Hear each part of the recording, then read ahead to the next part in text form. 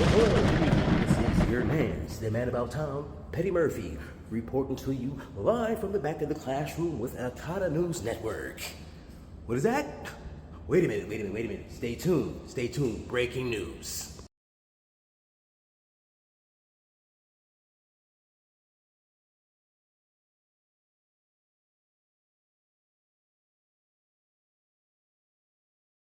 On H-1B foreign worker visas could have ripple effects on the United States' innovation ecosystem. India's IT industry body NASSCOM warned on Saturday. A White House official said Saturday the new fee structure will first apply to the upcoming H-1B lottery cycle for new applicants, and not to current visa holders or to renewals. The change, which goes into effect on Sunday, marks Washington's highest-profile attempt to overhaul the country's temporary employment visa system.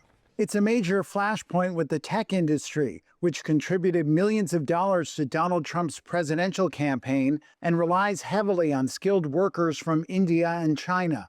The fee announced on Friday prompted some major U.S. tech firms to advise visa holders to either remain in the country or return before it takes effect. Trump on Friday played down their concerns. I think they're going to be very happy. Everyone's going to be happy. And we're going to be able to keep people in our country that are going to be very productive people. And in many cases, these companies are going to pay a lot of money for that. And they're very happy about it. Supporters of the H-1B program say it brings in highly skilled workers essential to filling talent gaps and keeping firms competitive. Critics, who include many U.S. tech workers, argue that it will allow firms to suppress wages and sideline Americans who could do the jobs. Commerce Secretary Howard Lutnick. If you're going to train somebody, you're going to train one of the recent graduates from one of the great universities across our land. Train Americans, stop bringing in people to take our jobs. That's the policy. Under the current system, a small fee is required to enter a lottery for the visa, and subsequent fees could amount to several $1,000s. Representing India's $283 billion IT and business process outsourcing industry, NASSCOM warned on Saturday of disruptions. It said the fee could hit the global operations of Indian tech services companies that send skilled professionals to the U.S., adding that the one-day deadline for the new policy created considerable uncertainty for businesses, professionals, and students across the world. Yep. What's cracking? So yeah, y'all see what it is. And I mean, what else is there to say? But this is a wild one, right? This is a wild one, because if you read the room,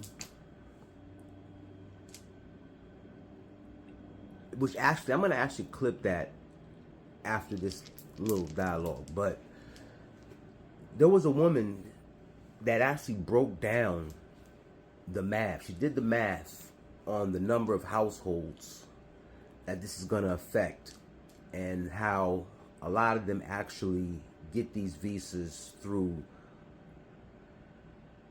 basically a proxy. So instead of applying for it from India, they'll move or they'll go travel to Singapore or somewhere else and then apply for that visa there as a student and come here. And when they break down the actual math on it, it's somewhere about like I think it's 70% of all those visas are actually going to actual Indians. And when you break down the number of people on there, somewhere around like 600 plus thousand, but of those, like 460,000 of them are actually Indians. But even bigger in the scope of that is you see how it actually affects the job market, because, you know, they basically take advantage of these people, or allegedly, have them work longer hours. They give them lower pay because, you know, anything here is better than what they have to go back to. And because of that, a lot of Americans are pushed out of jobs, and then people like to use the narrative that there aren't any Americans that actually qualify for these positions. But if you actually ask and look around, I'm pretty sure many people know a lot of Americans who are out of work and who have been for some time that are qualified for these jobs. So the question is it wrong? Is it right? I don't know. What I do know is that there are a lot of institutions in the United States of America that are caught between the West Coast and the East Coast that are about to have to start paying $100,000 per year per visa per employee. That's going to add up fast. So just like what happened with the trucking industry, right? And the CDLs and being able to read and write and speak English.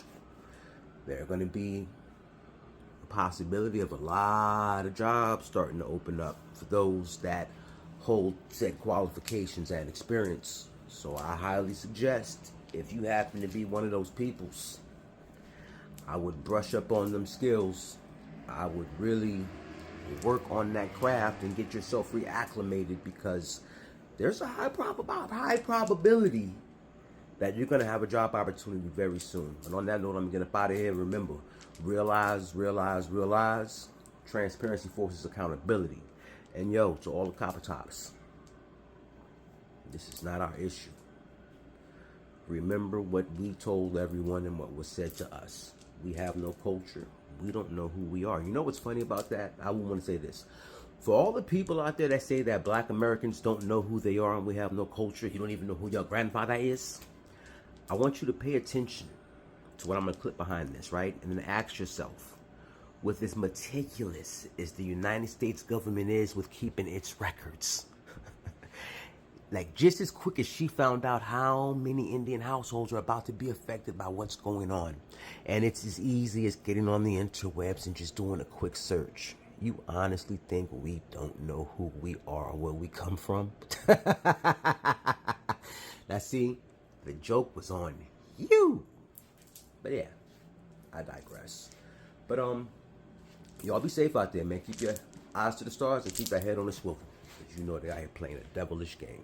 Of Indian H-1B visa holders to the total population of Indians in the United States.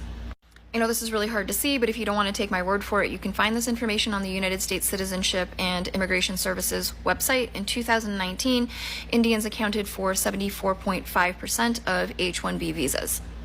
On that same website, this provides information about the estimated number of H-1B beneficiaries in the United States. There's a range in 2019, so to tilt the number in your favor, let's take the lowest number, which is 619,327.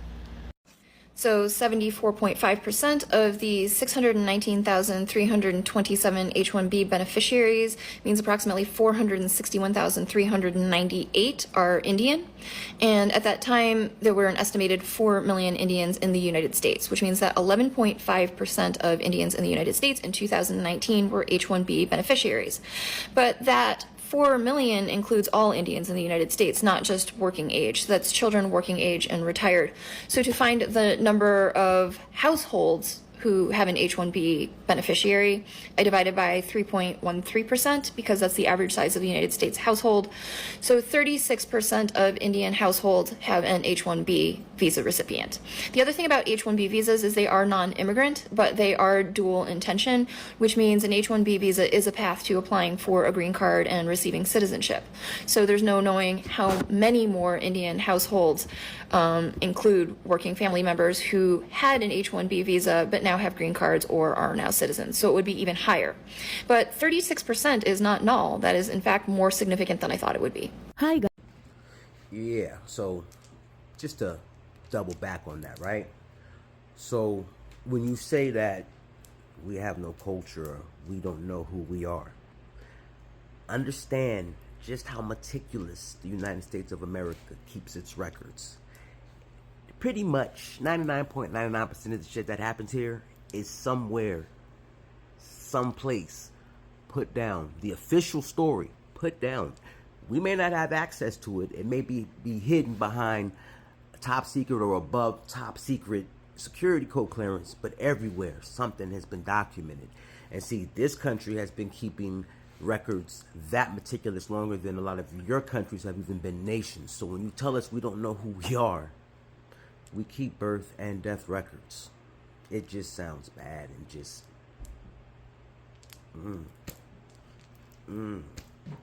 I mean, it wouldn't take a rocket scientist to put those two things together and be like, you know what? They can easily search who they are. Yeah? But yeah, I'm gonna leave that alone, right? Remember, y'all, It's not our fight. Mind our business.